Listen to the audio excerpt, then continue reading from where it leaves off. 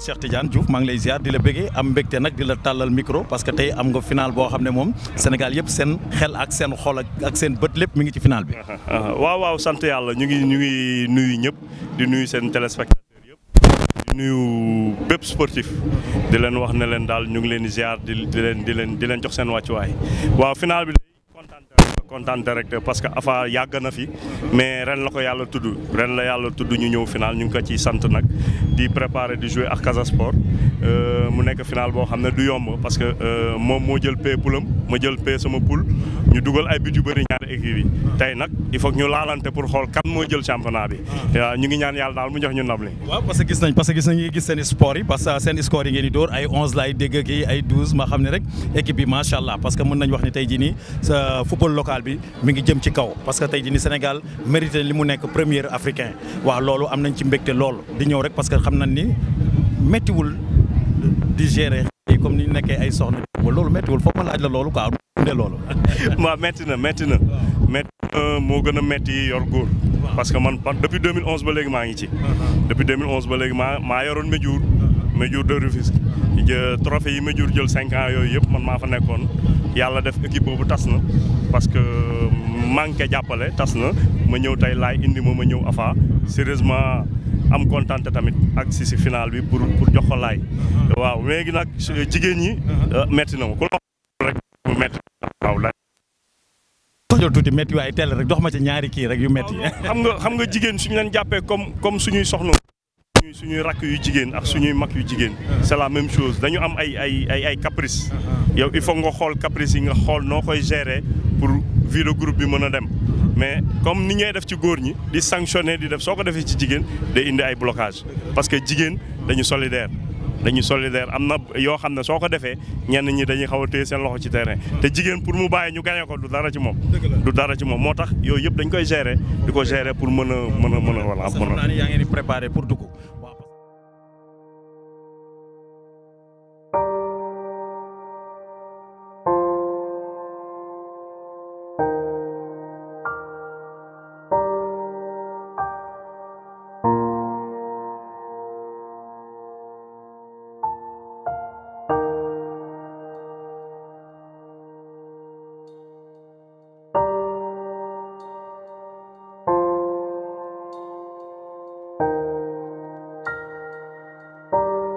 Casa Sport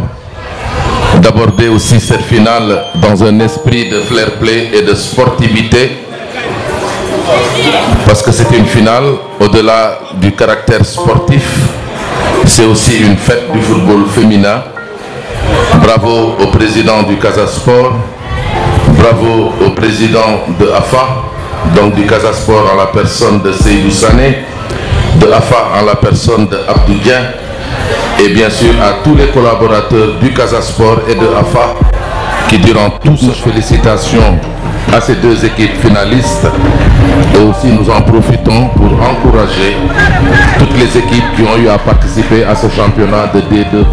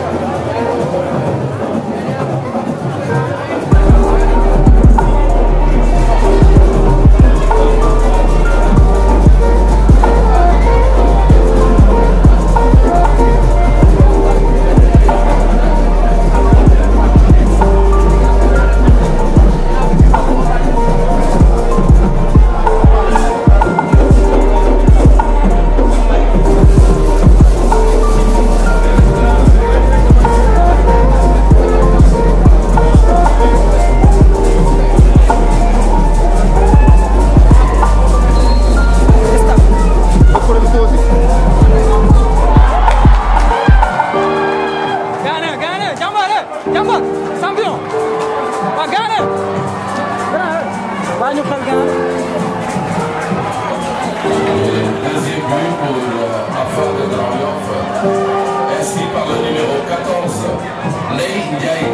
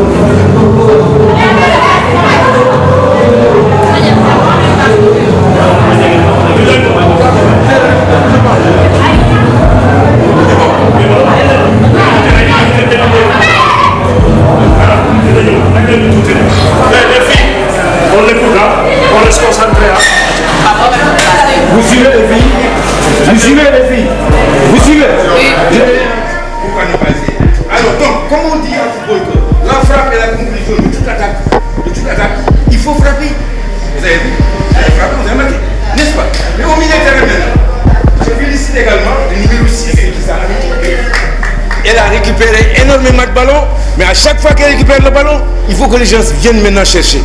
Et à partir de ce moment, au milieu de terrain, qu'est-ce qu'on va faire? On va jouer sur une touche. Là-bas, c'est le jeu libre, mais au milieu de terrain, c'est sur une touche parce qu'il faut gagner de l'espace et il faut gagner du temps. Est-ce que c'est clair? Milieu de terrain, il y a un dribble, vous faites qu'il y a une passe, garde le ballon et dribble pour pouvoir faire la passe. Ou bien pour créer la supériorité numérique. Il n'y a que ces deux conditions-là qui permettent à un milieu de terrain de dribbler. Et si j'étais dans l'entraîneur, j'allais prendre des risques en fin de partie. Toi, tu viendras au milieu de terrain. Parce que tu oses, tu risques. Et tu as fait 2 passes en profondeur, 2 passes décisives. Malheureusement, le rendez-vous n'était pas le truc. Il faut frapper. Il faut frapper, les gars. Je suis content. Et je crois qu'en deuxième mi-temps, elles vont réagir. Elles vont réagir. Elles se sont senties piquées dans le sang. C'est à vous maintenant de les contrôler. Rien. Il n'y a rien. Est-ce que vous avez compris ce que je veux dire? Il n'y a rien. 0 but partout. On reste concentré. On reste concentré. On peut le faire. On va le faire. On va le faire. Mais avec... comment dirais-je? Nous t'es cotillon. Euphorie, amoul. Euphorie, amoul. Nous t'es cotillon. On fait jouer, on va se faire plaisir. On fait jouer, on garde la balle, on fait jouer. Si on doit marquer, on marque. Donc, qu'est-ce que c'est là? Amoul Lenen. Les filles, déglu-leen bi ñuy jógee dañu am suñu stratégie bu ñu indi woon on est en train d'élaborer notre stratégie mais dafa am tuuti manquement mooy surtout yow ami si côté bi benn élément bi su génnee dem di jëli ji àndal ak moom c'est-à-dire j'ai été très clair regroupement nee naa leen si on a la balle on essaie de jouer ñu jouer en largeur ñu wut intervalle yi loolu mooy benn ma ne leen suñu perdre ballon bi dès qu'on perd le ballon ku ci nekk élément bi nga gën a jege da ngay déclencher génn ci moom ma ne leen lan ñoom waruñu évoluer ñun ñoo war a évoluer tey ñun pour ñu évoluer il faut que mu am marquage mais pressing bi dafa des je comprends naaj bi dafa tàng mais en deuxième mi-temps il faut que ñu exploiter suñu force bal bi nañu téye bal bi ñu jouer il faut que ñun ñu jouer ñun suñu jouer teg bal bi tapé génn ci largeur yi ñoom dañuy découvrir dañuy génn suñu génnee nee naa la axe bi dafa diis axe bi dafa lourd taxawal foofu saa bu ñu tapé jouer en largeur suñu décroché espace boobu ñuy bàyyi yow yaa fay dugg ñu dugal bal bi nga jubal tam sooy c'est très simple arab moo wax sànq mënoo jouer latéral ñu passe la bal bi nga contrôler la bal bi sa élément taxaw si kanam nga contrôler ngay defaat contrôle di dem am sens mu ngi taxaw tapé si moom moo lay créer yoon. est-ce que comprendre nga ni jël ma yow man maay yow jël ma le libéro est là je fais appel mu jox ma raquetal ko je fais comme ça. et que ouverture bi am entre moom ak libéraux fa la lay passe yow yaa koy jëli il faut une course maintenant tey ma dee il faut se sacrifier pour ça. loolu la lay yëg boo ñëwee moom soña su décroché su ko passé day teg contrôle dugg intérieur su duggee intérieur li muy bàyyi yow yaa koy jël su duggee day remise day teg benn ñu joué ci intervalle bi ngay dem sa yoon. amatul xuloo amatul xeex. ñun li ñuy football tey waruñu gaañu waruñu rëx waruñu am sonn parce que équipe bi nekk suñu kanam waruñu poser problème gis nañ ko en première mi-temps en deuxième mi-temps nag ñun ñoo war a jouer ba pare jouer vite on doit jouer vite. li ñuy def suñu génnee suñu deuxième pierre dugg seen troisième pierre amatul lu ñuy xaas benn ñaar ñu dugal ci intervalle bi ñu dem si ñoom mais fii bii doyul football nit ki soo ko jekkoo réel ñun ñoo ko jekku nañ ko dóor ba mu dee parce que le football va trop vite ci benn minute mën na am ay détails ñu créer suñu bopp problème kon on doit marquer beaucoup de buts beaucoup de buts suñ ko amee nañ ko dugal suñ ko amul nañu conserver bal bi ñu jouer en largeur. C'est bon les filles. Le champion ancien joueur actuel lutteur Zarko maa ngi lay ziar. waaw ñu ngi lay ziar di kontaan ci teewaay bi di nuyu l'ensemble zone 7B di kontaan ci final bi ñu yàlla nar a teg suñu loxo di ñaan mu egg seeg jàmm coupe bi ñu yóbbu ko Grand F. parce que amuñu lu Grand F di féliciter aussi grand Laye Père Laye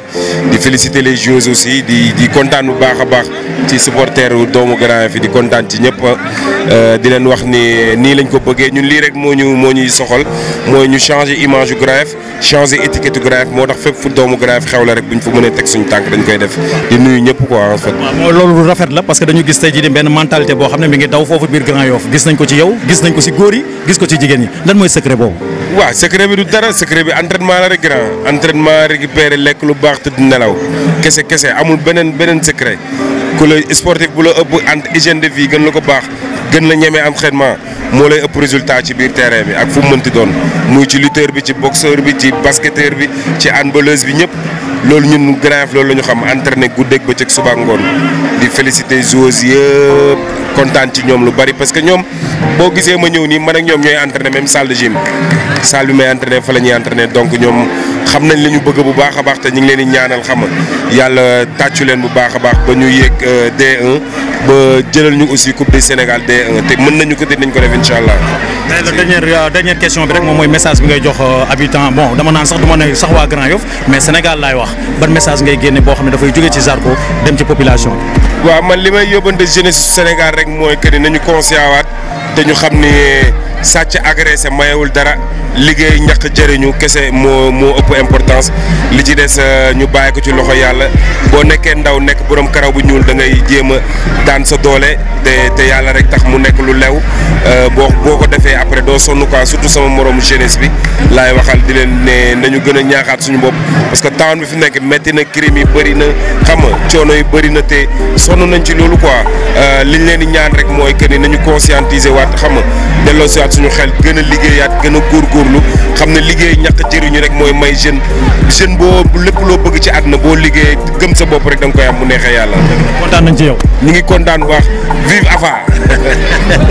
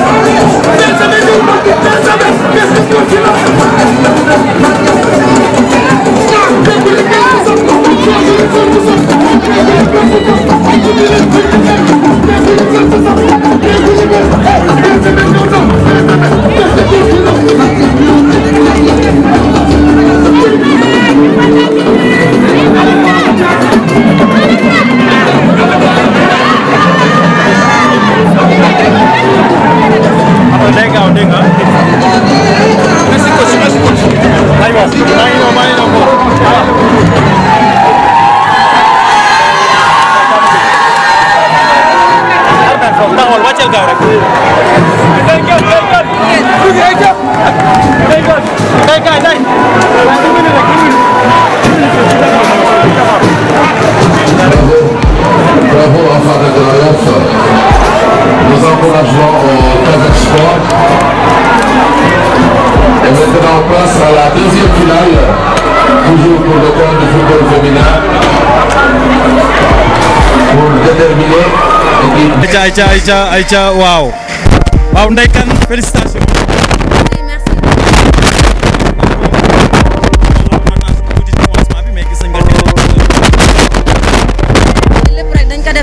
dal rek xam nga parce que tey ñun li ñu liggéey début saison ba léegi nii war nañ mën a dal war ñu mën a ñëw rek yàq match bi noonu daal waaw lépp rek si dañuy sant suñu président lépp rek si liggéey bi di dal ndànk-ndànk ba yegg si fii ñu ngi sant suñu président bu baax a baax Laye Dieng. waaw merci Laye Dieng ku baax nit ku baax xam nañ ko mooy président AFA mais tey gis nañ tamit championnat bi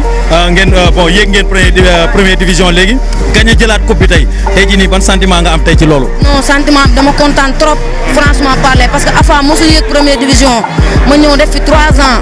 xam nga ñëw yéegal équipe bi kon loolu man sama contentement la te gëmoon naa ko tamit aussi te digoon naa ko président bi waaw damay sant yàlla bu baax sant sama ñaari waajur aussi. waaw tey jii nii comme bilan bi nga bon boo doon def tey bilan saison bi parce que naa la laaj benn question sax te ñaata bii nga dugal tamit ci saison bi. waaw instant bi saison bi am naa defe naa 15 buts. 15 buts waaw ak 2 coupe du Sénégal. waaw muy 17. mais équipe bi tey nii mën nañu wax ñaata victoire la am ci saison bi. équipe bi yëpp victoire la. yëpp victoire. lépp encaissé wuñ benn but. waaw. waaw mais loolu nag c'est loolu moom waa ñoo ko déggandoo encaissé wuñu but seen match yëpp ay victoire la kon dañ leen di féliciter merci beaucoup Ndeye Kane kontaan nañ ci yow. maa leen gën a kontaan bu baax a baax a baax. maa leen. merci merci. waaw Khadija Diallo ñu ngi lay ziar di la nuyu. maa ngi leen di fay. waaw parce que gis nañ tey final bi nga bon dañ lay wax rek mes encouragements di féliciter tamit AFA tey jii nii mën nga ma wax nii rek ban sentiment nga am tey jii nii ni ngeen perte final bi.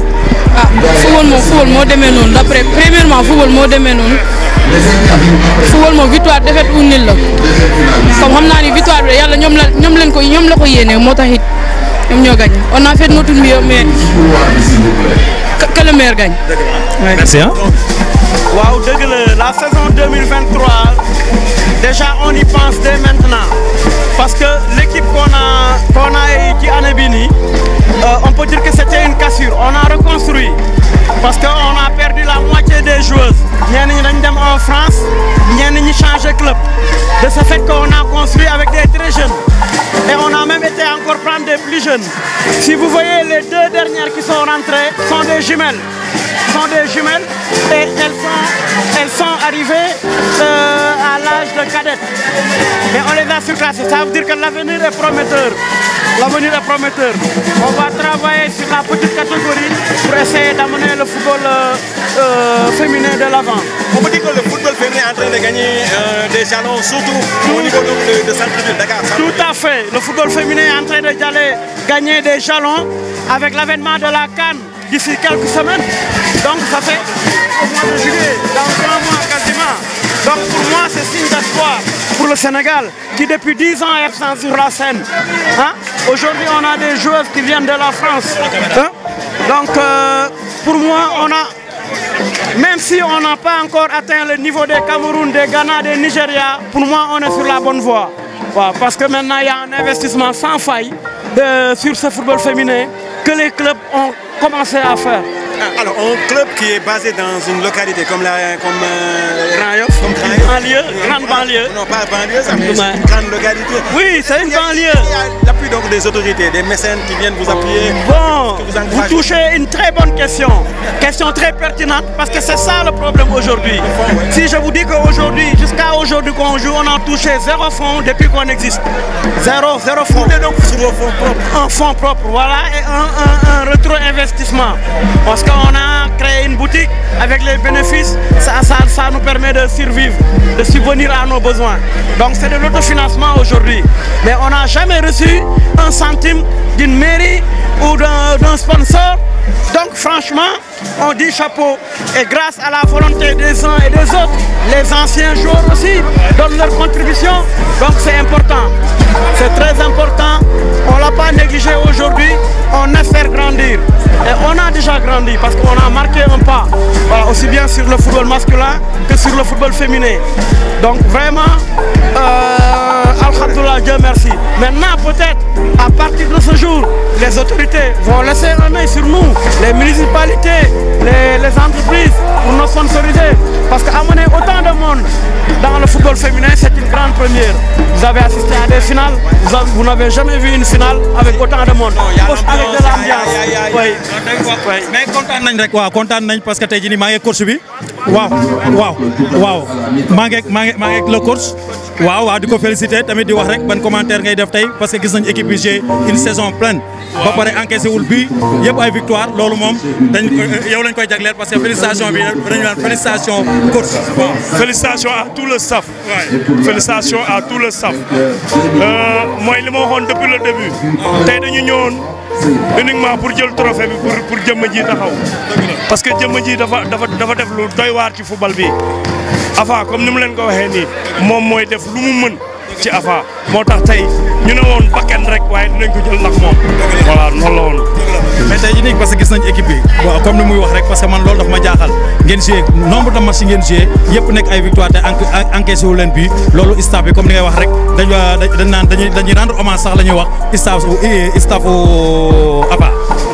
waaw soo seetlee depuis championnat daaw ba ren benn but la ñu encaissé daaw benn but la ñu encaissé ñu naan espoir la woon ñu def 1-1 benn but la ñu encaissé ñu ci ay tapis vert ñu daaneel ñu loolu tax yéeguñu woon daaw mais ren nag dañu yéeg avec la manière yéeg bi moo tax ci yéeg nañ encaissé wu ñu but dugal autant de buts voilà autant de buts loolu c'est une première ici au Sénégal ñu équipe joué championnat ba final jël trophée bi encaissé wu c'est une première mu nekk fierté pour ñun ñëpp. dëgg la mais am nañ ci mbégte parce que staff baa ngi parce que gars yi foog ñu wax parce que tey jii nii nag waaw xam naa balaa may ñëw ci Pape Samb damay ñëw tuuti ci Nicolas sa doomu ndey parce que tey jii nii mën naa wax ni maanaam sa njëlbeen la waaw parce que fekk am na lu ma fekkee waaw am naa lu ma fekkee moo tax nag tey jii boo bëggee gis nit ku baax nit ku reconnaissant nit ku social laay wax nit ku joxe cër da ngay ñëw ci Nicolas parce que gis naa ko parce que social bi muy def maanaam day bàyyi lépp téye ci xale yi di def xam-xam ci xale yi kon dañ koy dafa am mérite dama lay féliciter Nicolas kontaan naa trop ci yow. dëgg la man itam kontaan naa si yow tam trop vraiment moo taxoon moo woo la sax quoi parce que dama xam ni kóllëre gi nga am ak sa waay quoi. vraiment mu doon lu dëgg quoi lu yàgg vraiment ñu kontaan si trop quoi. di la wax ni bon Afa c'est une famille quoi comme tu l'as bien dit c'est une famille vraiment lépp lu ñuy def fii ku fi ñëw moom dañ lay yaatal parce que àdduna noonu la quoi damay wax sport c'est pour se faire des amis mais pas des ennemis donc fii ku fi ñëw sa kër la quoi loolu la quoi ñun loolu lañ gëm quoi parce que sport la quoi sport boo si nekkee doo soxor da nga war a yaatu comme ku ñëw war na si xaj dafa mel ni bool bu ñu taaj rek ku nekk war na mën am foo dugal sa loxo donc loolu la quoi ñun tam maa lay vraiment di la ñaanal di la remercier aussi li nga bëgg yaa ko xam yàlla dimbali la tam nga gën si jëm kanam quoi di ñaanal muy président kontaan si staff yëpp muy Pep Samba Touré Rougui Mohamed ak kii Pambay mu doon suñu lépp la vraiment heure boo ko yee Afa c'est Afa vraiment ñoom ñëpp ñu ngi góor ñoom góor si ñëpp vraiment di kontaan tëb quoi vraiment. foo dem rek am na ay personnes de l'ombre ñi ñëpp ku ci nekk il se mouille ñu tous les staff c'est tout un staff on est plus d'une dizaine mais ku ci nekk rek am nga rôle bu important. loolu moom am na parce que remarqué nañ ko gis nañ ko ci yéen waaw dañuy ñëw ci Pape Samb waaw dañ lay féliciter rek di wax ne lii dafa rafet. waaw mais tout d'abord damay féliciter tamit ci président moom mu ñu jël yaatal ñu boole ñu si boppam te xam ne lépp football la ñun doxuñu lu si football xam nga ñun football moo ñuy boole te football du tàggale xam nga donc moom bu ñu woowee pour ñu jàpp ci ñun lu ñu am da nga ko ciy def xam nga donc amuñu dara lu ñuy regretter wala quelque chose comme ça donc lu ñuy wax rek mooy moom gàcce ngalaama parce que bu ko neexoon mu wuti ñeneen mais daf ñoo jël wóolu ñu jox ñu ba pare te sànniwuñu xeex benn yoon xam nga nit ki mu des fois mën na la wóolu dénk la ba pare moo sax dellu si waat di la def ay affaire mais moom da la wóolu ba pare moo dénk la ba pare moo amatul dara mu lay dolli donc ñun tamit lu ñu mën wuna ba yit suñu xel ak suñu doole ak suñu xam-xam ñu def ko ci bu jeex waaw. kontaan nañ ci yow damay ñëw ci Rougui parce que dama lay féliciter gis nañ liggéey bi rafet na parce que gis nañ une famille de AFA yoo xam ne tey jii mën nañu wax ni ñoo bokk ndey ñoo bokk baay looy wax tey jii tamit ci staff bi looy wax ci président. waaw di leen remercier yéen ñi journalistes yi d'abord di wax rek kontaante la ñu am ak mbette fierté parce que yombul daal nga mobiliser Grand Yoff yëpp du day ni tey final ñëpp ñëw loolu dañ koy gërëmee président Laye Dieng lépp lu am si Grand Yoff wala si wàllu football féminin dañ ko koy njukkalee tey nit koo xamante ne la ku baax la ku ñu waxoon lii autant duñ ko gëm mais ren dañu kontaan trop rawatina staff bi ñoom ñoo ñu dooleel dañu ne dem leen liggéey ñu liggéey mais ñoom ñoo si jàpp tey su nekkul woon ñoom tey du ñu yegg si fii supporter tam ñu ngi leen di remercier fii yi baax nañu tey nañu te bëgg nañu lu ñuy def te gëm nañu te respecté nañu consigne yi loolu rek moo tax tey ñu dóor Casa score bu amul fenn si final merci. waaw loolu kontaan nañ ci waaw Pambay waaw dinaa ñëw Pambay dama koy jël mais balaa may ñëw parce que damay wax parce que résultat bi équipe bi def nii mbégte la parce que dañuy wax ni rek ni équipe féminine bi yéegee première division dañuy ñaan AFA bi yéeg première division parce que AFA masculin bu ñu yéegee tamit dañuy gis rek luy gën a taaral football Sénégal la te dañuy xam ni seen président référence la ci football Sénégal Pambay maa ngi lay ziar. maa ngi lay doole ziar bu baax di la nuyu yow tamit Asma di la wax encore une fois merci parce que fu ñu taxaw rek yaa ngi fa taxaw di ñu dooleel loolu c'est important gis nañ yow tamit liggéey bi ngay def bon du ma jugee foofu tam di féliciter ñëpp particulièrement le président et le staff technique di jiital nag ci staff bi suñu kilifa Nico il est important mooy ñun Nico mooy suñu kilifa ci staff bi lépp lu nga xamante ni mu ngi jaar yoon rek boo ko gisee moom mooy tracé loolu ñun ñu teg fa suñu tànk pour liggéey bi jaar yoon di féliciter tamit coach Pep gis nañ tamit liggéey bi nga xam ne depuis 2 ans 3 ans mu ngi koy def c'est important mu nekk koo xamante ni am na ay résultats yu bëri yoo xam ne def na ko ci football féminin di ko ñaanal tamit li mu bëgg si équipe yëpp fi ñu ko bëgg a yóbbu au sommet résultats yi ñu bëgg a def yëpp yàlla dimbaluñ ci ñu atteindre suñu objectif. beneen affaire bi tam li may wax rek di gën a sensibiliser waat ñëpp comme ni ngeen ko waxee AFA famille la AFA ñi fi nekk yëpp li ñuy def dañ koy def avec le cœur parce que mbir boo gisee nit ñi engagé wu rek mooy ki nekk si bopp bi la le président mooy li muy def dafa koy def sans limite day koy def sans limite il te décarcasse il met les moyens c'est important parce que football moyen la boo gisee tey li jafe ci football sénégalais moom la AFA am te man dama jàpp ni loo xam ne dañ ko war a encourager la mooy muy créer société muy créer emploi de gauche à droite boo xoolee boutique AFA yaa ngi koy gis ci réseau bi yaa ngi koy gis équipe yi ñuy solo lépp ci Sénégal nga baal ma ci kii bi pub bi équipe yi ñuy solo lépp ci Sénégal gis nga ko parce que tey loolu ma ngi xalaat loolu noonu bi mu xalaatee bitig bi tey am na ay emploi yu créé na emploi am na ay nit yu bëri yu mu jël comme ni nga xamante ni noonu la jëlee staff di leen fay chaque jour loolu dafa am solo nit ñooñu dafa baax si seen gox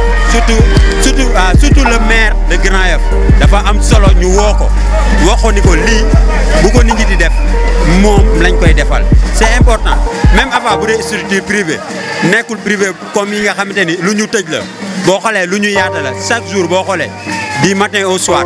boo xoolee AFA buy jouer le matin de très bonne heure à 8 heures ñu dajale xale yëpp indi supporters yi tey boo xoolee ñu ngi dégg Grand Yoff partout dans le monde c'est grâce à AFA loolu c'est important mu bàyyi ci xel ñu ngi koy woo pour mu gën a dugal loxoom ci équipe bi parce que personne ressources yi nekk Grand Yoff yëpp ñu ngi leen di woo ñu dugal seen loxo ci équipe bi jàpp ci accompagner ko c'est important parce que on a des objectifs ñun xam nañ ko tey ni ñu avancé ci équipe jigéen ñi ba yéegal ko noonu la ñu amee ay objectifs tamit pour def ay résultats tey ba pare tamit di gën a encourager waat le président il a aidé pas mal de jeunes c'est important ñu koy wax c'est très important tey boo xoolee à 90% ci foot féminin joueuse bu fi génn dem en étranger du jàpp na ci dugal ci loxoom ba ñu réussir ñooñu boo xoolee tamit équipe bi chaque année dina génne plus de 5 6 7 joueurs yoo xam te ni ma ngi leen di jàpp te yoo xam ne ni moom wala équipe bi li mu ciy gagné bëriwul mais joueurs yi ñoo ci gagné c'est important yooyu ñu koy souligner mu ngi dimbali ay famille loolu dafa am solo c'est à encourager encouragé nit koo xam ne dañ kaa war a encouragé la te ñun looloo tax ñun lu ñu motivé bañ ciy jàpp ci liggéey bi loolu da ci bokk mooy dañuy gis li muy sonn parce que nit ki boo ko jegewul wala nga xam wala tey ngeen di partage di discuter nga ne impliqué ci liggéey bi à 100% li muy sonn di ko def doo ko mën a à distance doo ko xam mais ñun xam nañ li muy sonn xam nañ li muy def Sénégal c'est important di ko ñaanal di ko gën a encouragé ni ko président bi nga def foofu la lépp li ngay def yaa ngi ci yoon bi yàlla na yàlla yombal lépp di encouragé waa staff technique bi yëpp di ñaanal ñëpp yàlla na yàlla may ay ndam yu bëree bëri. li mu wax doy na maanaam xol bi doy na nag wax dëgg yàlla parce que wax ju rafet ji moom wax dëgg yàlla doomu Grand Yoff rek lañ ko mën a gisee parce que li mu wax xaw ma duggaat ci parce que li mu wax ci autorités yi nga xam ne sax ñoo nekk Grand Yoff foo ma wax ak ñoom parce que maire bi appel laay def ci le maire parce que mënu ma gis tey jii nii benn doomu Grand Yoff bu ko nekkoon dem ni ko nit ñi di defee mënoon toog France gële toog di wut ay jouram ñuy ñëw mais deful loolu dafa ñëw fii ci dëkkam ci goxam ci biir Grand Yoff ubbi ko boutique de luxe comme ni mu ko waxee pas mal d'équipe moo leen di solal ba pare jël xale yi nga xam ne ñoo nekk ci quartier bi téye leen wutal leen sax liggéey lépp lu mu am di ko gañe ci mu ngi koy bokk ak doomu Grand Yoff ba pare moom mooy demee ay propre moyen kon nag kii dañ ko war a jàppale dañ ko war a pousse.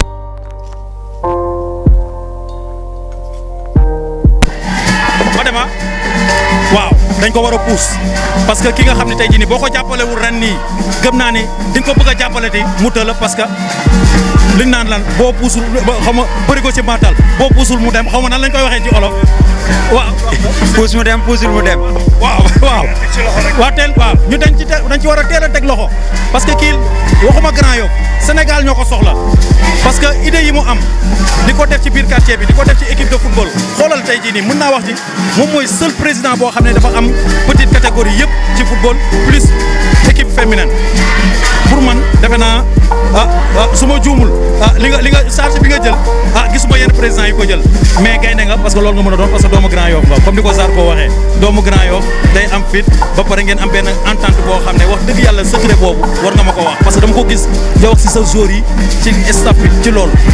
lan mooy secret boobu laay. secret boobu c'est-à-dire que Grand Yoff dès le passage dafa am mixité yàlla dialogue islamo-chrétien parce que ñun dañu màgg ci ay chrétien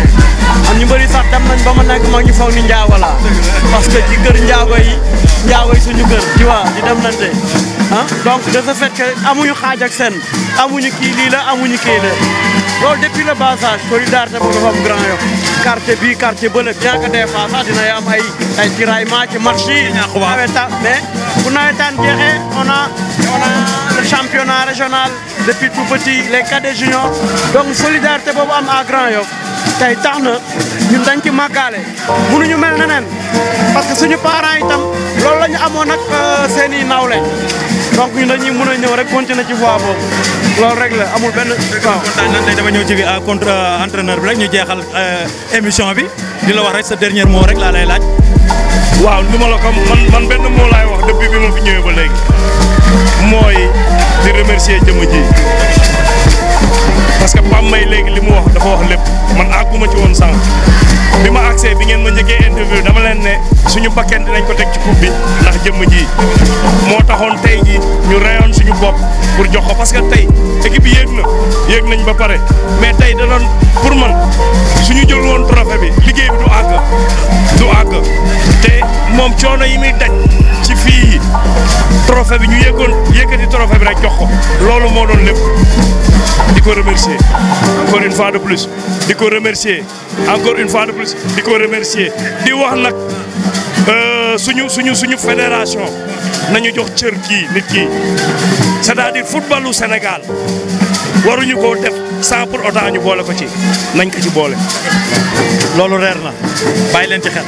président waaw ci correct non li may jàllale rek bon comme toujours rek bon dafa bekk sama domaine voilà mooy année prochaine tamit ubbi nañ suñu collège c'est important tamit ñu rappeler ko